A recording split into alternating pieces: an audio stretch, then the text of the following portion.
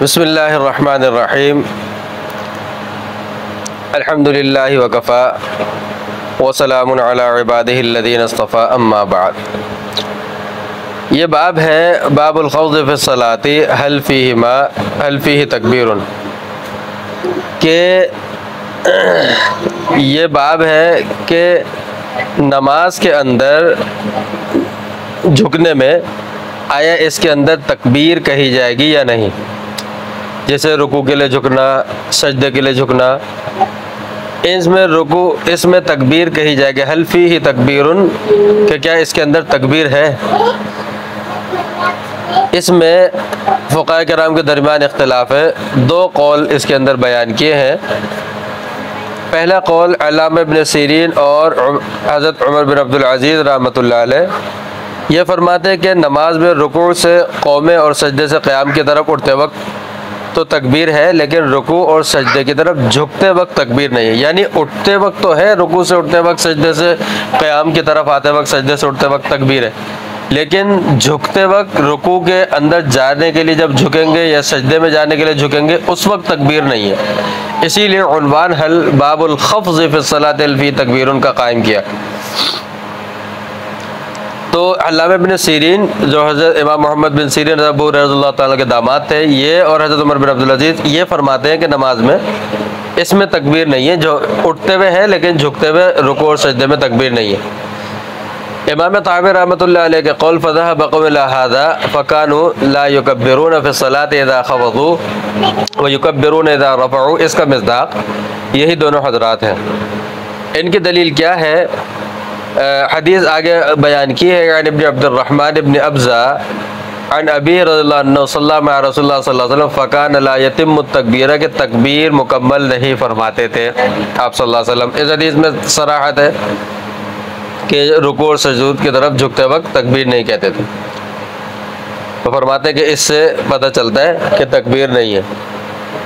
اس کا جواب کیا ہے؟ ایک جواب تو اس کا یہ ہے کہ حدیث میں صرف اتمام کی لا یتم التکبیر، اتمام کی نفی ہے، نفس تکبیر کی نفی نہیں ہے، یعنی شروع کی نفی نہیں ہے، اتمام کی نفی ہے۔ اور ظاہر ہے جب آپ صلی اللہ علیہ وسلم تکبیر شروع فرماتے تو پوری تو ضرور فرمائیں گے۔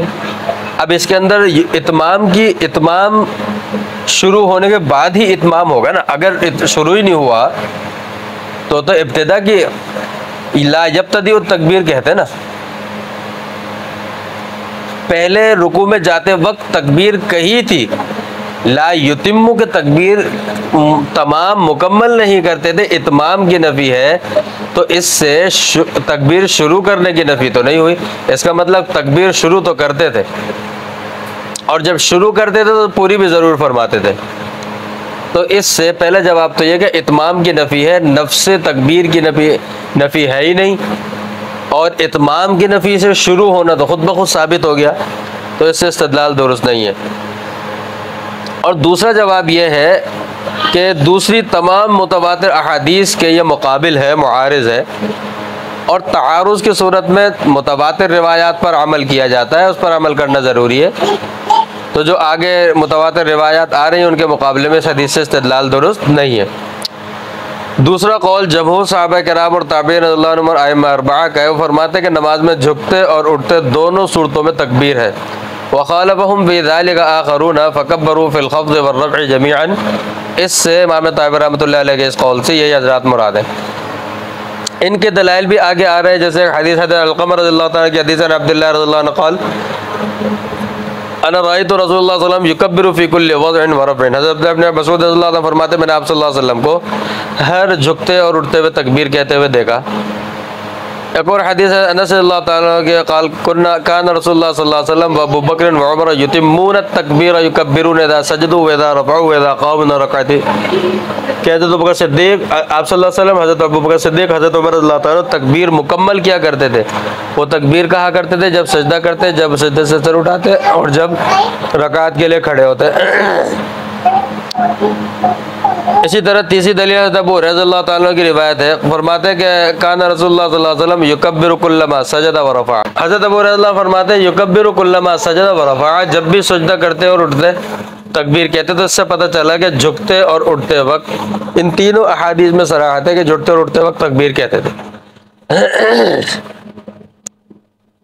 اور چوتھی دلیل جو ہے وہ نظر کی پیش فرمائی ہے۔ آگے نظر امام طحاوی رحمۃ اللہ علیہ نظر قائم کرتے ہیں تو فرماتے ہیں رکوع اور سجدے کی طرف جھکنا ایک حالت سے دوسری حالت کی طرف منتقل ہونا ہے۔ رکوع سے یعنی قیام سے رکوع کی طرف ایک حالت سے دوسری حالت کی طرف جانا، اور قومے سے سجدے کی طرف ایک حالت سے دوسری حالت کی طرف جانا ہے۔ اور فرماتے ہیں یہ کیا ہے کہ یعنی منتقل ہونے کا حالت، اور قاعدہ یہ ہے کہ ہر انتقال کے وقت تکبیر پڑھی جاتی ہے۔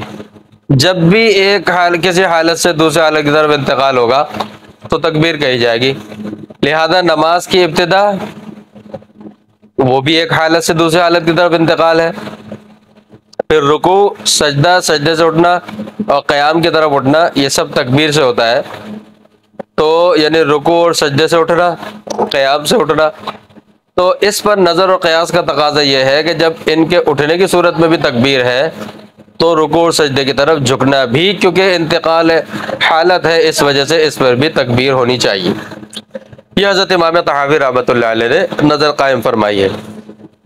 اب احادیث دیکھیں۔